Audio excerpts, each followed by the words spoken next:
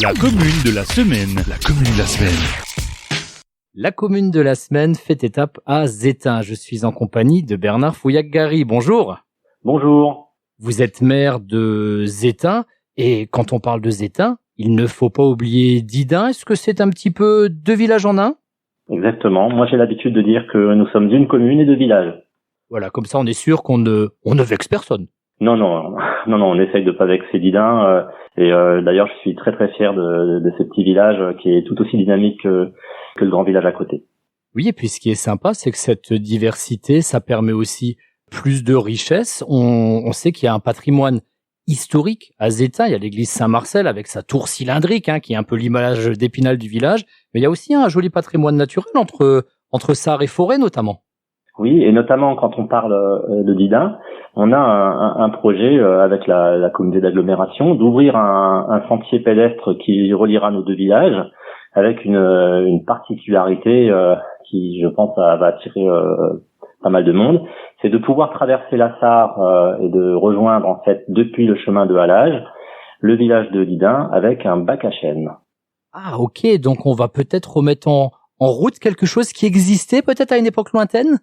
Alors, les anciens m'en parlent. Alors, je l'ai pas connu, mais effectivement, par le passé, en tout cas, il y avait des lieux de passage qui permettaient de relier l'un côté de la Sarre à l'autre. Est-ce que vous avez déjà pour ce projet de chemin qui va être telle une chaîne de vie entre Didin et Zétain, est-ce que vous avez une date de réalisation, de concrétisation ? Non, malheureusement, j'ai pas de date à donner puisque en fait c'est un projet qui nécessite des autorisations réglementaires, qui nécessite des financements et on est sur ce chemin-là pour l'instant.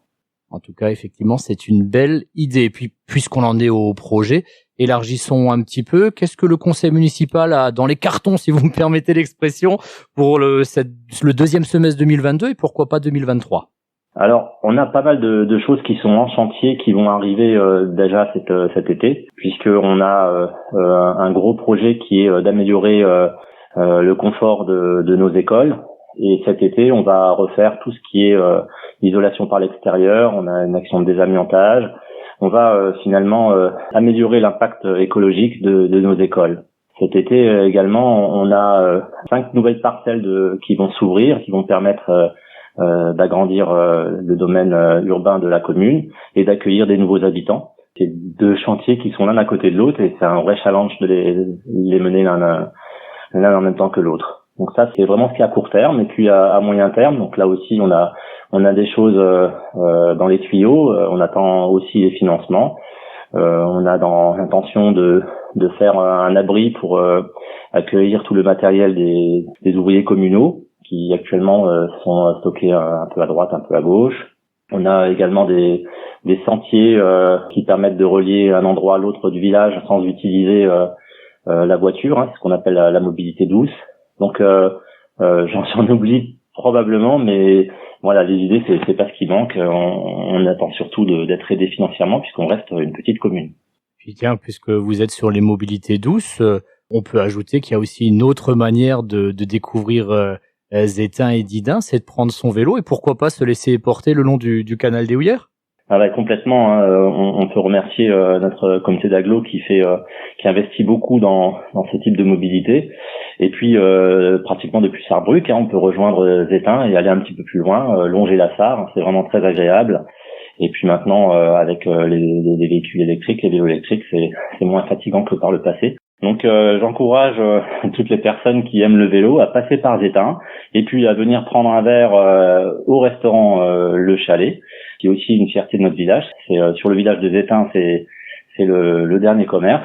Et en été, il est même ouvert tout le dimanche pour accueillir les personnes en vélo qui veulent boire un coup et se rafraîchir.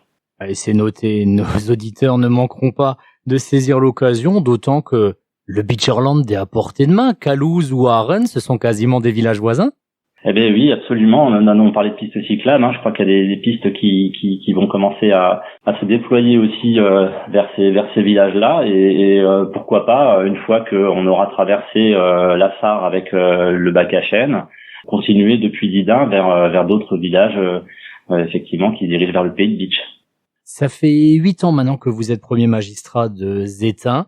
Ça vous donne déjà du recul, le temps passe.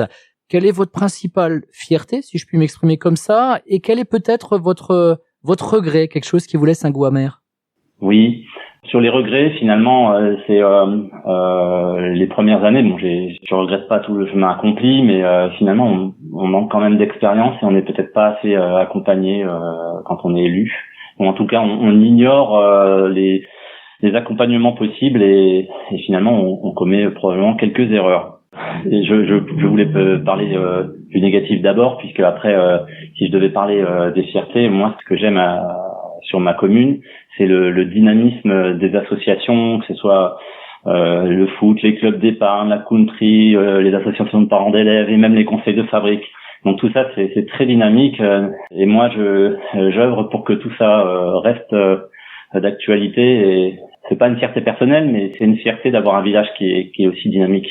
Effectivement, monde associatif dont on a découvert une facette lors du premier épisode ce lundi avec Madame Del Bianco, présidente de Country Valley. Et tiens, puisqu'on est dans le monde associatif, je crois que ce vendredi soir, il y a une présentation de la commune, mais qui vise aussi à bien souder les associations entre elles, à bien maintenir cette dynamique.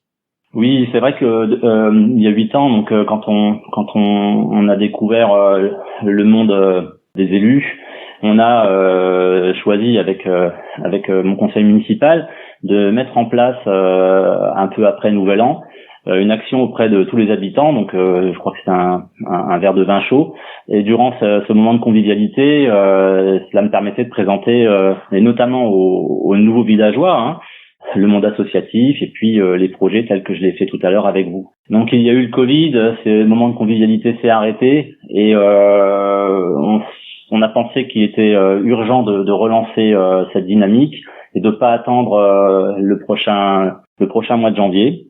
Et donc ce vendredi, j'invite tous les gens de nos 2 villages à nous retrouver à 18h pour un petit moment de convivialité, histoire de présenter, et j'espère que les nouveaux habitants seront nombreux à ce rendez-vous, histoire de présenter également les projets, de présenter les associations, essayer finalement de souder ces personnes et de les intégrer dans la vie du village. Ça se passera à la salle polyvalente ? Tout à fait. À la salle polyvalente, donc, pour être soudés et puis pour finalement réaffirmer que la vie associative, c'est le poumon, c'est même l'âme d'un village ? Ah, j'en suis convaincu. Je crois qu'il y a différentes petites choses, en tout cas à l'échelle de mon village, qui est vraiment très important de préserver. C'est le monde associatif, nos écoles et nos commerces. Voilà, comme ça fera 2 poumons et on marchera aussi sur 2 jambes, on aura la totale. Donc voici ce message lancé par Bernard Fouillac-Gary, maire de Zétain. Merci beaucoup d'avoir participé à la commune de la semaine. Merci, bonne journée à vous.